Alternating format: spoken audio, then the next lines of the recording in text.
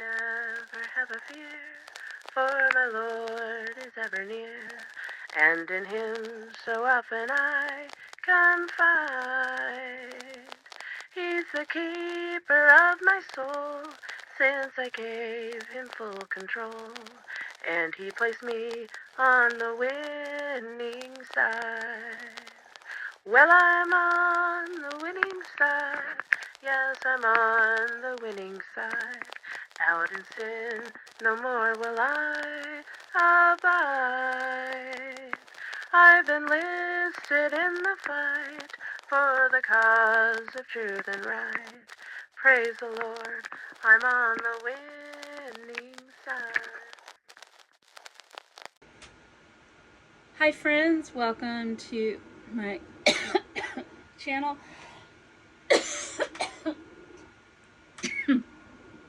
Holy cow. Okay, I don't know if I'll edit that out or not. Sorry. Just every once in a while, right? It's been smoky up here where I live and also where I work. So, double whammy. And my lungs are kind of slowly getting rid of all the smoke toxin. Today is actually a beautiful day. It had a little morning thunderstorm with a lot of rain and kind of clear the skies. Now it's sunny and hot. So overall, it's a really nice day back home after several days of being at work. I don't work near home. I work away from home, out of state. And that is by choice, and sometimes it's very challenging. I'm just glad to be home. I am wanting to grow my channel. I'm working really hard with that in between my work schedule and my home schedule and all the things I do. I want to grow the channel, so if you are visiting me, please subscribe and like my video. Today, we will go over a real extensive list of fibromyalgia symptoms. I think I've touched on this before. This time, I'm actually on the website. It's going to be kind of backwards. Unless I can flip this video around, I'll try to do that when I edit it a little bit. Fibromyalgiatreatment.com takes you to this website right here, and then I believe you just, nope. Let's try this again. I'm not really sure what my phone just did. There we go. Okay, we're back. I'm trying to hit the hamburger there, those 3 lines. When you hit those 3 lines, there we go. You come up with a list of pages, and the one I'm going to pick is, what is fibromyalgia? There it is. All right, and this website is put together by Dr. Amand and Claudia, who worked with him to put together a book called What Your Doctor May Not Tell You About Fibromyalgia. I do suggest getting the book and reading through it. It explains in a lot of detail the possibilities of what is causing fibromyalgia that I personally have found to be pretty right on accurate, and the book also explains how he discovered guaifenesin as a good protocol for fibromyalgia, although I try to go with AI to see, can AI pull any information off the internet regarding any studies in that nature, or the properties of guaifenesin, and can it really do what Dr. Amand says? And so far, it's coming up 0 for me. And I'm like, well, it worked for me, so I'm not really sure why the internet doesn't have the information on there, working for other people. So, let's just say for now, guaifenesin is known for two things: a muscle relaxant and an expectorant. Expectorant, well, if it's relaxing the diaphragm, then when you do cough, it's not all tight, so it allows more liquids to come out. I'm not really sure if that's how an expectorant works. I thought that it draws water from the body and then pushes all the phlegm out. I don't know. Am I a scientist? No. But do I like to do a lot of research? Yes. And I also like to test it on my own self. So if you have any questions about guaifenesin, I was on that protocol for maybe 7 to 10 years before I started eating carnivore.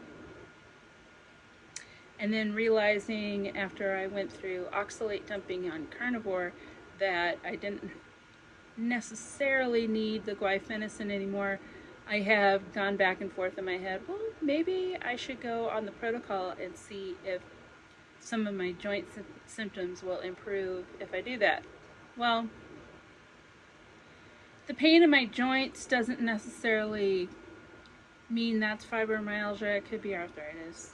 And I wish there was a way for the body to get rid of excess calcium deposits, spurs, in the joints. The best we can do really is to keep using our body. So I do a lot of neck exercises. I used to go to a chiropractor, but I haven't been doing that in a couple of years now, and I'm not really sure if I really want to go back, spend that kind of money. It only seemed to help for a little while. And you know how it is with fibromyalgia. You have a symptom, you do something for it, it seems to help for a little while, and then it doesn't. Alright, I got interrupted by some kind of pop-up whatever, and I'm so sick and tired of those, I just turned them all off on all the apps. So no more notification interruption, although I might be interrupted by a phone call. Our truck is getting a tire and getting some things looked at, and they should be calling me back to come pick me up and go pick it up. So might be interrupted by that. Anyway, we are on Fibromyalgia Treatment Center's website. What is fibromyalgia? I picked up this book. It was recommended to me by a church friend. She has, I just forgot what, fibrofog, MS. She has MS.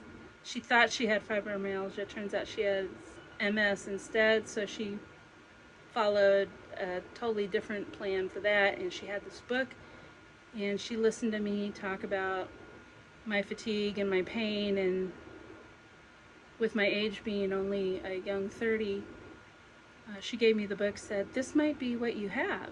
It sounds a lot like it. I read this book. Why don't you read it? So I did, and it described me to the T, and I couldn't believe there was a doctor who understood what I was feeling.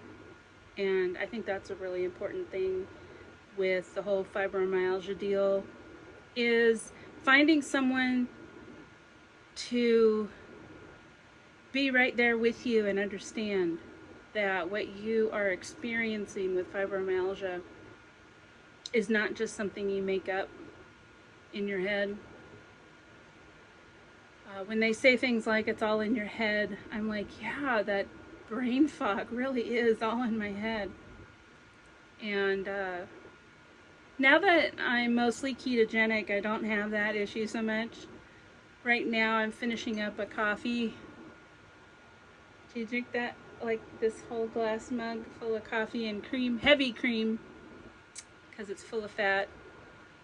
And it's afternoon right now. I just finished doing a lot of chores outside with my animals, and thought I would go ahead and spend some time with you providing some information. So I'm just going to go ahead and read this. Fibromyalgia is a legitimate common entity. It is a cyclic and progressive disease which affects millions of patients, primarily women, regardless of race, manifested by multiple symptoms that may initially last only a few days. It eventually progresses to affect multiple areas and bodily symptoms until patients simply cycle from bad days to worse days. Yep. I remember having a conversation with my doctor saying I'm having about 27 bad days and about 3 good days.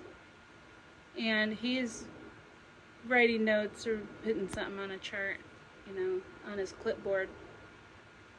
And says, that's good. I'm like, that's good? What do you mean that's good? He goes, what do you mean?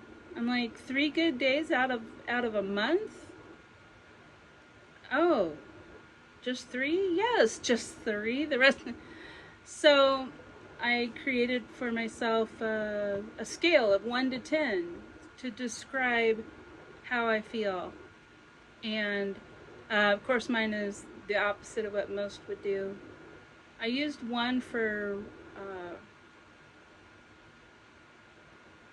really bad and 10 for really good. But usually pain scales are 1, for minimal pain and 10 for extreme pain. I was just kind of the opposite. I wanted a 10 out of 10, feeling excellent. And what would be a 10 for me? Just bursting with energy and laughter and doing things without feeling tired or exhausted, without slowing down, like my energetic friends that I've known all my life. It's not been me at all. And then 1 would be like almost dead in the hospital. So I never really had a 1 or a 10 on my pain scale, but I would have a lot of 2s, 3s, 4s, 5s, and very rarely 6, 7, 8, 9. Wasn't until carnivore where I could really say, this might be a 10. I don't know, this might actually be a 10. This is a 10. There's no pain. I have a ton of energy. I'm thinking quick on my feet. Just all kinds of things like that. So, all right, very easy for me to get distracted from the goal here. You can go to the website and finish reading off how he describes fibromyalgia. Now, there are no diagnostic laboratory tests for fibromyalgia. It is called a syndrome, meaning it is distinguished by a collection of symptoms. There is a fibromyalgia test on the market which measures a certain number of these cytokines, but it is expensive and not universally accepted. It is not covered by medical insurance and its merit is currently being debated. So there's a lot going on with fibromyalgia. The doctors don't know what causes it. They can't test it exactly because they don't know what's causing it. And cytokines aren't they a reaction to ketones? And I'd have to look that up again. Like diabetics will have issues with their cytokines. And I think that fibromyalgia does mimic a lot with the diabetic in a certain way. Because I think that we're having a reaction to sugar that is a little more, it's subtle and unusual, but not full-blown out diabetes, not full-blown out, what's the other, hypoglycemia or hyperglycemia, one way or the other. So it's just very subtle, and it's subtle enough to cause inflammation, is subtle enough to cause pain and fatigue. All right. Patients are often referred from one doctor to another and may be told that they have chronic fatigue, symptomatic candidiasis, myofascial pain, irritable bowel, or vulvar pain syndrome, just to name a few. Too often, physician and patient focus on symptoms and fail to perceive the much targeted larger problem. Sorry, my glasses aren't working all that good. These dead-end diagnoses result in a treatment of symptoms which is only partially effective and at the same time ignores the underlying cause and the disease that continues to worsen over time. Here's what I found.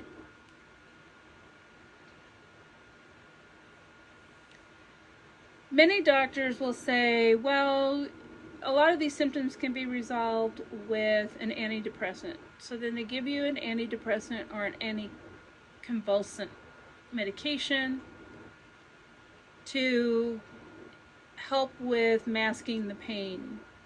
And that's all it's doing. It's not fixing an issue. It's not fixing the reason for the issue. It's only masking it. How does it do that? So if you don't have enough serotonin in the brain, you'll be more sensitive to pain. But if you have the right amount of serotonin in the brain, which is a neurotransmitter, it's supposed to help with the nerve function to not be so reactive to pain. Well, what if you have the right amount of serotonin and you take medication that blocks serotonin reuptake, and now you've got too much serotonin going on in your head? Well, that causes some multi-symptoms that are very similar to fibromyalgia. Is there a way to test how much serotonin is in your brain? I don't think so. I think that doctors prescribe medication based on your symptoms and say, let's try this out. So I've been on Zoloft and Wellbutrin. I don't remember. There was a third one. I don't remember what it was. Neither of those worked. In fact, the opposite with Zoloft made me angry, and I had I didn't like the way what I became on it. So I weaned myself off of the Zoloft, and as I was coming off of it, it caused electric zapping in my head that I could hear. Freaked me out, but it went away after a couple of days. So, I mean, I was good, but I wasn't any better from my fibromyalgia. So, you know, it led me to other ways to fix it. One of the ways is with this book by Dr. Amand. All right. Fibromyalgia has no set symptoms, meaning just because you might have some of these, you're not going to have all of these symptoms. Now I'm going to read out the list of symptoms that they put on here. It's a really long list. I suggest you put me on pause, get out a piece of paper and pen or pencil, and when you hear a symptom, write it down. And I'm sorry, if you hear a symptom that you have, and it could be today, it could be yesterday, it could be a couple of months ago, any of these symptoms that you have or have had, remember this is progressive, meaning it gets worse over time. That this would be a really important step in your healing process. because, and I did this, there was a chart and I circled all of it. Like I circled every symptom that I had. And then about a year after being on the guaifenesin protocol, I went through that chart again and maybe circled about a third of what I had. And I thought, this is showing me I'm improving. This is working. And then about a year and a half or so later, when I did it again, I only had a few things that I was circling, and it had more to do with joint pain. And when I did go to the doctor to have that looked at, they suggested it was arthritis. So there you go. Let's go over this list of symptoms. These are symptoms based out of the central nervous system, and it's not exhaustive. There are other symptoms maybe that you might have that is not on this list, but this is pretty accurate. Fatigue, irritability, nervousness, which would be anxiety as well, depression, apathy, listlessness, impaired memory and concentration, brain fog, anxieties and suicidal thoughts, insomnia, frequent awakening due to pain, resulting in non-restorative sleep. Now, I said a word and YouTube might flag me, and so I'm wondering if I can remember to block it out, block out the sound, because the negative thoughts, if you're having negative thoughts in your mind that requires some assistance, there is a hotline you should be calling, and never feel shame if you're having those negative thoughts and you need to call that hotline. I don't know what the number is off the top of my head, but I want to remember to put that on the screen, have the phone number up there. So I will do that when I edit. All right. You know what the real kicker was? Non-restorative sleep. Non-restorative sleep. So I could sleep 8 to 10 hours and still wake up feeling super tired, super groggy, hardly able to move around. And that is just a hard place to be. And when you're feeling that way, expressing emotions is the last thing on your list.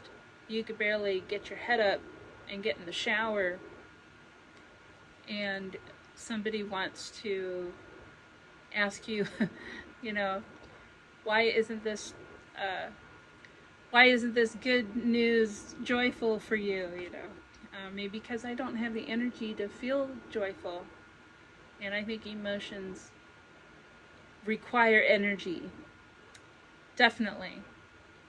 How about the musculoskeletal system of the body? Pain and generalized morning stiffness could arise from muscles, tendons, ligaments, and fascia of the shoulders, neck, entire back, hips, thighs, knees, ankles, feet, inner and outer elbows, wrists, fingers, and chest. Did you write down where you hurt? That's all that's talking about, is all the different locations where this pain could be occurring. And I definitely had all of those areas before I started the protocol, so I could definitely say that. I would say most of it has gone away. Fascia is an interesting organ. It's not talked about enough, and it holds inflammation. It holds the tips of the nerve cells are right there, so it's going to radiate a lot of pain signals to the brain when something's not functioning or when it's swollen. I didn't realize that that was what was holding on to all the inflammation. And it definitely is relieved when all the inflammation goes away. Guaifenesin really did help out a lot with inflammation. I would say carnivore, eating just meat and fat, did away with all inflammation in my body up until the point I eat cheese. And then I get some inflammation. I don't understand that. You know, why am I inflamed because I'm eating cheese? I don't know. All right, how about, let's see, continuing on with this. Though fibromyalgia is described as a non-articular disease, many know better. Joint pains with or without swelling, redness, and heat are frequent. The litany includes foot and calf cramps, numbness and tingling of the face or extremities. And have you ever taken a really hot bath or gotten into a hot tub at the gym or at a friend's house, or if you have one at home, and you get out and your feet are just burning? That is a symptom of fibromyalgia. I suspect it's the oxalates coming through the skin. I could be wrong, but that's my suspicion. I don't have that issue anymore since going through oxalate dumping. And that's a whole other video to go through and talk to you about. But that is something that you go through with the carnivore diet. Irritable bowel. I would say that this is not just the whole system of, you know, the digestive system, but the irritable bowel itself is completely a whole different game. It's often called leaky gut, spastic colon, or mucus colitis. Symptoms include nausea, often brief, repetitive waves, indigestion, gas, bloating, pain, cramps, constipation alternating with diarrhea, and sometimes mucus stools. Yes, absolutely, all of that. Something I learned on the carnivore diet is when eliminating eating plants, the plants have several different types of toxins. There are over 500 known toxins of plants themselves, have nothing to do with fertilizers or insecticides that are put on the crops, has everything to do with the plant itself. The possibility of many of our plants here in America being GMO processed will not only increase the amount of toxins or in the plants, but also the amount of sugar or carbohydrates and starch in the plants, which is why our bananas are a lot sweeter these days and apples than they used to be. However, let's go here. One of the symptoms of oxalate dumping is a loose stool with sand-like grittiness and very painful coming out and very awkward and nerve-wracking. Freaked me out. It was sort of a greenish color, like a dark greenish color. So oxalates come from plants, and if the intestines are not able to get rid of them safely, those oxalates will lodge into the walls of the intestine. And fiber will irritate the intestinal wall as well. So with a combination of that, not being able to get rid of the oxalates and eating a lot of fiber, because that's what the doctor told you to do, so you get rid of your IBS, you have now lacerated the sides of the intestinal wall, causing leaky gut and IBS and all these different symptoms. When you stop eating plants, at least high oxalate plants, then the gut has a chance to heal. And when you eat a lot of butter, the ingredients of butter or the chemicals in butter will effectively help to heal the gut. What also heals the gut lining is, I think it's called glutathione, and it is an amino acid in meat, especially beef. You eat the beef and the butter. So you eat the beef and the butter, and you've got a recipe that heals the gut. Might take a couple of years, but it will heal. No longer do I have to worry about whether or not my gut will eliminate on its own without assistance. And I'm sure you understand what I mean. When it's ready to come out, it comes out, and it's healthy, and that's just a gross subject, I know. All right, how about genitourinary symptoms? I think that would be either the female or the male parts where urine comes out of and all the other things. So, common are a pungent urine, frequent urination, bladder spasms, burning urination, with or without repeated bladder infections, and interstitial cystitis, this one's a hard word to say, vulvodynia, which is vulvar pain syndrome, includes vaginal spasms, irritation of the vaginal lips or opening, and painful intercourse. It typically mimics a yeast infection, but without the cottage cheese discharge. This is really gross for guys, I know. But as women, we know what we're dealing with, and if that is a situation you are dealing with, today is the day that you stop eating high oxalate food. A quick search on Google and AI assistance, you should be able to come up with a list of high oxalate food to avoid and a list of low oxalate food to eat in moderation. And there you have it. Stop eating those high oxalate foods. And that will help with a lot of these symptoms here, just by doing that. It is a guess by the medical community that oxalates is what causes these problems. And if your body is not processing oxalates out efficiently and effectively, which that is a kidney issue, just so you know, then there are these multi-symptoms that we get, and vaginal pain is one of the most severe symptoms that we get, especially during menopause.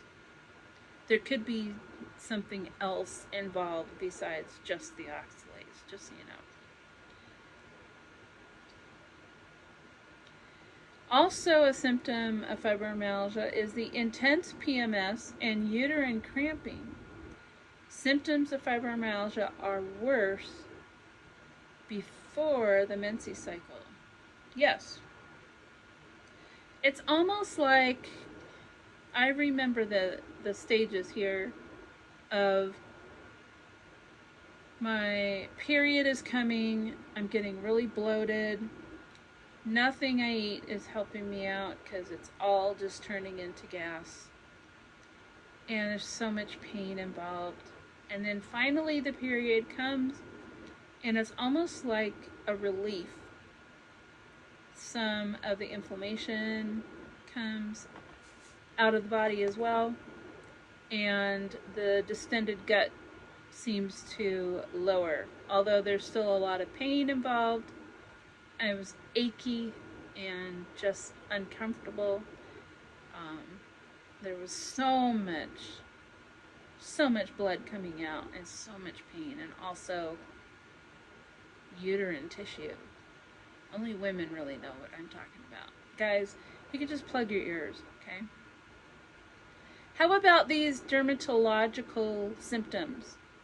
How much of this do you normally have? Write it down. Various rashes may appear with or without itching. Hives, red blotches, itchy bumps or blisters, eczema, seborrheic or neurodermatitis, and rosacea. Nails are often brittle and of poor quality, and hair falls out prematurely. Strange sensations are common, such as cold or heat, especially on the palms and soles and thighs. So the palms of your hands, the soles of your feet, and the inner thighs. Crawling electric vibrations, prickling supersensitivity to touch, and flushing that is sometimes accompanied by sweating. Almost sounds like menopause. You know, a lot of times, many women with fibromyalgia don't really see their symptoms so severe until menopause comes. And that was a major turning point for me, because I was doing great on the guaifenesin protocol, and then boom, menopause hits me, and within months I have gained 40, 50 pounds, and I'm just dying of hunger. And a lot of my symptoms coming back, especially that frozen shoulder and the numbness from my neck to my fingertips. Oh, it was such a painful week.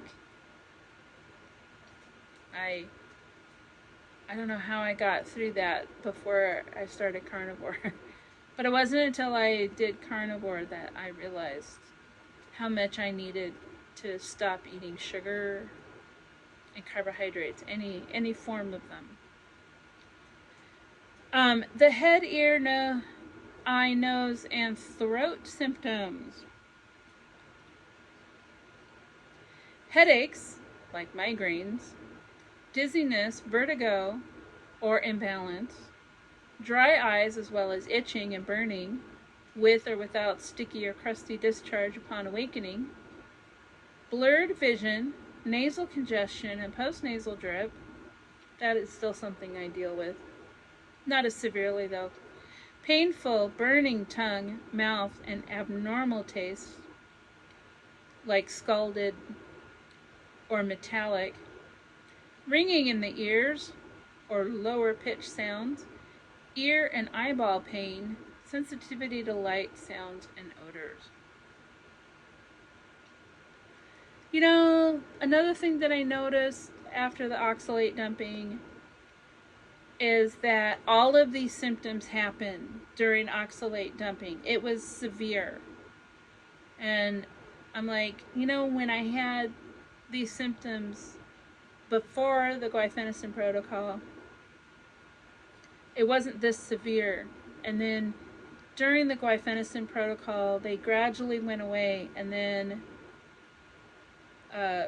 now that I'm eating the carnivore diet, it was like exponential. And this was all part of the oxalate dumping. The same with all the dermatological symptoms. The skin rashes and different things like that happened, and the burning hands and feet happened at such an intense rate during the oxalate dumping. And now they're non-existent. I don't have the dry, itchy eyes anymore, or the throat that hurts, or any of that. I still have tinnitus. I have not gotten rid of that. I believe my tinnitus is permanent eardrum damage, so there's no getting rid of it. Here's some miscellaneous symptoms. Weight gain, low-grade fever, lowered immunity to infections, morning eyelid and hand swelling from fluid retention that gravitates to the lower extremities by evening, where it stretches tissues, causing the restless leg syndrome. Every once in a while, I do wake up with swelling in my eyes. I look like a turtle. I call them turtle eyes. And a nice warm compress, with the washcloth, and some washing of that helps out. And I don't know what it is that's causing that. I should keep track of it, because there are days where I will use spices, and some spices are very high in oxalates. So if that's the case and my body's just getting rid of oxalates, there's nothing to worry about. However, there's also an issue. We have rabbits and quail. We had chickens before we got quail, and it could be that I'm rubbing my eyes or something, having an allergic reaction to the animals, but I'm not really sure about that either. I found out the hard way, though. I do have a UV light bulb in the basement because of the water that seeps in there every time it rains. That I spent time being exposed to the UV light for a while, and I didn't put two and two together that was why my skin was hurting. It's because it was getting burnt by the UV bulb. Hello. All right, how about these symptoms? I'm not going to tell you what causes these symptoms quite yet, but write them down if you have them. Let's see, because 30% of female and 20% of male fibromyalgics do suffer from these symptoms. Hold on. Sugar cravings with tremors, sweating, anxiety, panic attacks, heart pounding, faintness, frontal headaches, especially if hunger induced. Let me see if there's anything else. Oh, that was all it said. Okay, I'll read the whole thing to you now. Hypoglycemia syndrome. This is a separate entity. 30% of female and 20% of male fibromyalgics suffer both conditions of fibromyalgia and hypoglycemia. He calls it fibroglycemia. That's pretty funny.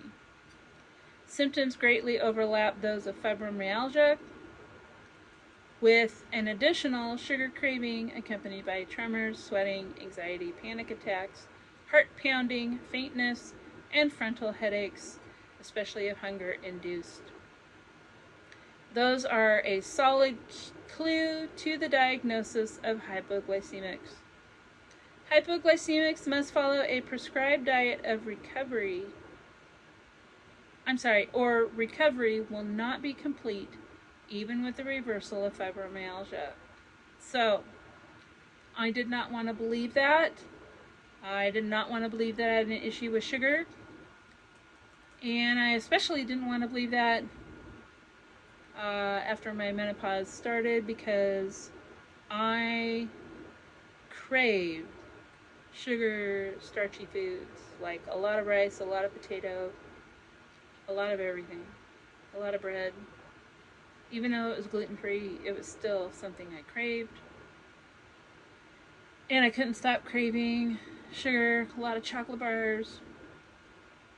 You want to know what the 3 highest oxalate foods are? And I craved these foods: chocolate, almonds, and spinach, of all things. Why would I crave spinach? Because Popeye, of course. I wanted to be strong, and it's full of iron and all this stuff. All the things, like they like to say today, all the things. Turns out that by eating those foods in excess, I was putting a lot of stress on my body with all those oxalates, and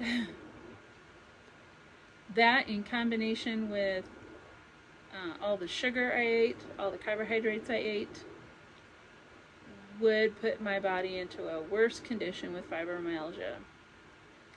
And just taking the guaifenesin alone was not enough. Just like he said, if I wasn't paying attention to the carbohydrate intake, my recovery will not be complete. And I just didn't want to believe it. It came clear to me month 2 of eating carnivore that this was going to be a lifestyle that I would have to maintain, because my body has such a subtle negative reaction to all carbohydrates that it just has to be let go. And if you're wondering if you should quit sugar, I'm going to tell you 100% yes, you should. You quit all carbohydrates, not just table sugar, not just soda, but quit all carbohydrates. That would be bread and all grains like rice and pasta, anything made with a grain, anything made with wheat, barley, anything made with rice, corn especially. You got to give up corn. You got to stop it. And anything at all to do with legumes like peanuts and green beans and, pinto beans, any of the beans, any of the nuts, all of it. You got to get rid of the carbs. You got to go zero carb. You want to go zero carb, you're going to eat lettuce with no oxalates and no carbohydrates. You're going to eat celery, no oxalates, no carbohydrates. You're going to eat cabbage, no oxalates, no carbohydrates. Those are 3 water chestnuts work. No carbohydrates, no oxalates, and not much else. I'm sorry to tell you that, not much else. You're going to have to make those changes, because Dr. Sandeman's hypoglycemic diet includes a little bit of carbohydrates, like about 100 grams a day, because that's really cutting it back. If you were to measure all the carbohydrates that you eat every day, and that would have to be a scientific process for you, taking the time to look it up on a chart online. Okay, so how many carbohydrates is a slice of bread? The packaging on your bread will tell you how many carbohydrates that is. It's generally somewhere around 26 for a slice of bread. Well, you use 2. So now you're over 50 grams. And then you have 2 sandwiches, because one doesn't satisfy. You got to eat another one. So now you're over 100 grams already with 4 slices of bread. And then on top of that, what are you drinking in your coffee? You're putting that creamer in. It's sweet. How many grams of sugar is in a tablespoon of that? It might be fat-free, but it's not sugar-free. Or maybe you get the sugar-free, so you think you're doing yourself good, but look at the ingredients. It's made from corn syrup solids. Corn. You're putting corn in your coffee. Really? Really? Corn in your coffee because it tastes so good, because they have all those additives. Maybe you drink your coffee black. That's fine. There's very, very little oxalates in coffee, which is good. It's definitely, drinking it black is definitely 0 carbs, so you don't have to worry about that. What else can I say? You know what you could do also? If you don't use fertilizer on, and you get a lot of weeds like dandelion root, if you do just the root and not the leaves, because the leaves have oxalates, but if you do just the roots and clean them up really good and then bake them in the oven at like 300 for maybe a half an hour, it gets them all dark, and they got to be dried out first, but get them nice and dark, and pretty dry and crisp. And then you pulse them in your Mini Pro or whatever mini processor you have. Just pulse them and add that to your coffee in the morning. And it's an extra boost of minerals without the oxalates and without carbohydrates. So, I don't generally suggest taking any plants at all, but that is something I will do. It's supposed to help with inflammation as well. It's not carnivore, but I'm not telling you to be carnivore. I'm just telling you that carnivore helped me, and that I still allow myself spices and coffee as long as it has cream and butter in it. I eat a lot of salt. I drink a lot of salted water to keep my migraines from coming back. And it's good. The salted water is also really good for leg cramps. And I know I'm rambling at this time. I'd like to read the very end here. Trauma, infection, or stress can aggravate or tip susceptible individuals into fibromyalgia, but are not the basic causes. It is generally accepted now as an inherited disease, and preliminary results from our research team at City of Hope support this belief. So, did you have a relative in their old age complain about aches and pains and stiffness and just saying, oh, it's because I'm old? My dad likes to jokingly say about his mother-in-law, oh, Grandma has been dying since she turned 40. Well, it feels like it, doesn't it? It feels like we're dying. And we are dying slowly, but she died for 40 years. And she did pass away in her 80s. Or, I think it was her late 80s she passed away. She ended up jaundiced at the very end. That's a liver condition. If you don't treat your fibromyalgia, it will get worse, and you will have less capability as you age, and everybody will tell you it's because you're aging that you can't do things. If you look at old people doing carnivore, there's a lady who owns a ranch. I forget her name because I'm good that way. She eats carnivore. She's been doing it for the last 20, 30, maybe 40 years. And she's in her 80s, and she looks like she's in her 50s or 60s. And she's lifting heavy work. She's doing the heavy stuff. She's not being all gentle and a cripple or any of that. There is hope for fibromyalgia, not just in treating your symptoms, but in actually eliminating them. There is hope for fibromyalgia, and I'm telling you, you can do this guaifenesin protocol if you want, and follow a low oxalate, low carbohydrate diet, and get the majority of your symptoms under control.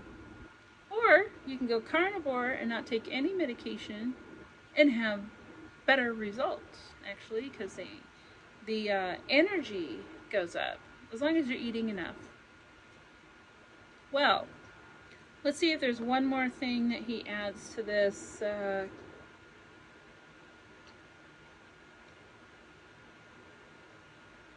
Fibromyalgia is a chronic disease and will require lifestyle changes. The good news is that you can still lead a full life and control most of your symptoms, at least most of the time. You can turn your health around.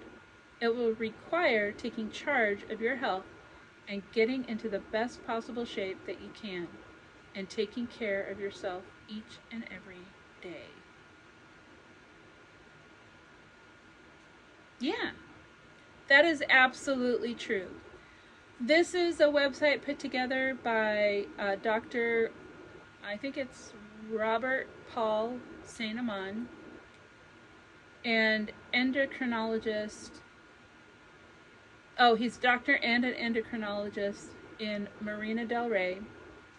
And then Claudia Merrick, she worked hand in hand with putting the book together and the fibromyalgia guaifenesin protocol together so that it makes sense to the reader and the patient. We do need it to make sense. Make it make sense. Well, Claudia Merrick did a fantastic job of that. Plus all of her study and research alongside Dr. Saint Amand on the subject of how the heck would guaifenesin work to help with fibromyalgia. Well, get the book. Also, like and subscribe. And if you're still listening to me, thank you so much for being here. I appreciate you. I would love to know what symptoms you wrote down. So put in the comments below all your symptoms of fibromyalgia. And we'll talk again soon. Bye. Well, I'm on the winning side. Yes, I'm on the winning side. Out in sin, no more will I abide. I've enlisted in the fight for the cause of truth and right. Praise the Lord, I'm on the winning side.